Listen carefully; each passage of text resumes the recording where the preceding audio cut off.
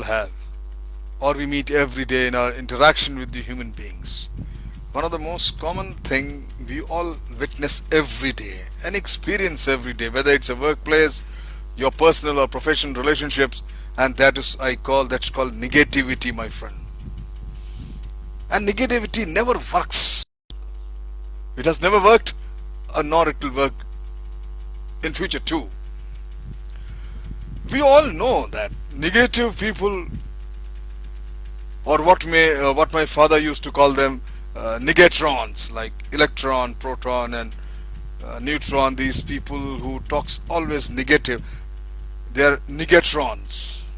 You find them in any workplace and almost every day in your personal get-togethers among your friends and relatives. These are the people. You present them anything, you show them anything, you discuss anything, they will always find fault in it and present a very negative perspective about the entire thing. They are so pathological, habitual, they won't even realize. My friend, these are the people who are continuously and constitutionally incapable of something positive or complementary to any of your suggestion, recommendation, or anything which is beautiful or good. They will find faults. They will definitely give their perception how any work, how it cannot be done. My friend, this negativity is their default response. You could walk into their office with the cure for cancer, and the first words out of their mouth would be, wait, let me explain why this won't work. In my experience, my friend, it is the telltale phrase of the negativity. I cite it as a major annoyance because it is the symbolic of them, emblematic, I would say, of our need to share our negative thoughts even when they haven't been solicited by anybody. We'll still share, we'll still give our opinion. Let me explain you why that won't work. It's not quite the same as adding too much value, because no value is being added actually by negative comments or negative observations. It's not like even overusing no or but or however, as I've discussed earlier, because we are not hiding our negativity under the mask of agreement. Nor, my friend, it's the same as passing judgment on someone else's idea, because we are not rating or comparing anything. We are not saying if it is good, better, or the best.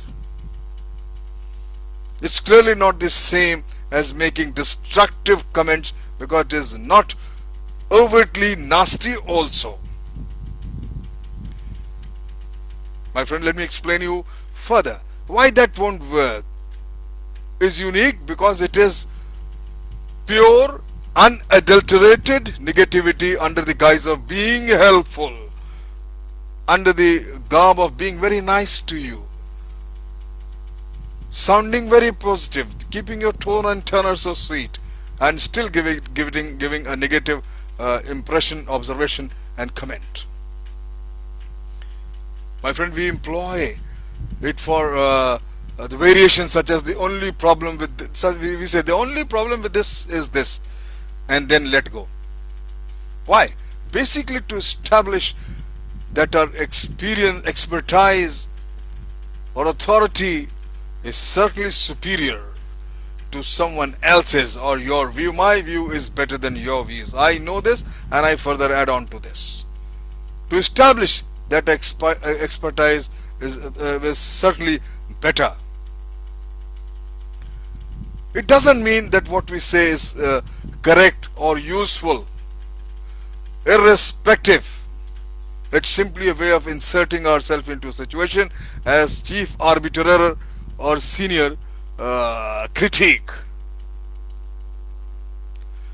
The only problem with that, my friend, is to coin a phrase, is how little we like or respect our critics. They're answering, and they're answering in an annoying manner. They're actually annoying, and over time we treat them as if they're creating avian flu. We simply start avoiding them then. We stop working with such people. We refuse to even helping is too far of the thing. We refuse to even hear them properly. My friend, these negativity becomes their second nature. Now, if negativity is your flaw, my friend, then my first impulse would be to have you monitor your statements the moment someone offers you a helpful suggestion.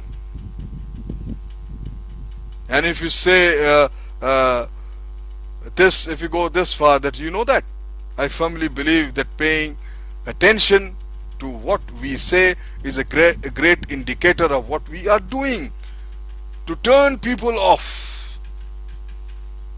If you catch yourself frequently saying, let me tell you, this won't work, let me tell you, that won't work, you know what needs fixing. You have the answer yourself, my friend. But in this case, the more revealing clue would be to take a personal inventory of how your colleagues deal with you. Take a fact check. How often do they come to you with helpful suggestions without you having to ask? How often do they knock your door and sit down to shoot the breeze or give you a heads up about the development that may affect you? How often they support your ideas and encourage to do what you're doing?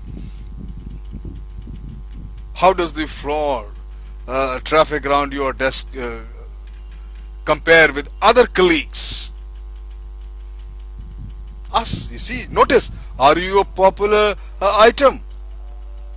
Or you're beginning to gather dust on the shelf itself? People are simply avoiding you. If you get even in the variant sense that there is an emergency, do not enter sign outside your office. That's the vaguest thing. You don't put a signboard, do not enter. But you've just become a little smarter about what you must change. You must monitor yourself, guard against the negative suggestions you give, despite compulsion. That I'm sure you will overcome one day. My friend, when the issue is negativity, I prefer this form of observational feedback to more monitoring of speech patterns. Checking what you say doesn't automatically tell you that you are what other people think of you. No. You may be overtly negative, but your colleagues may be capable of living with it, my friend. They remember. But seeing how people relate to you provides proof that your flaws is serious and that it matters to people, my friend. And that's the problem. Avoid negative comments on anything and everything. Keep your such thoughts, guard against just thoughts, and ensure that you don't express in public very oftenly. people will start avoiding you. My dear friend, negativity has never worked and shall never work. It has it is best to shed this negativity in your expression and your beliefs. Thank you very much.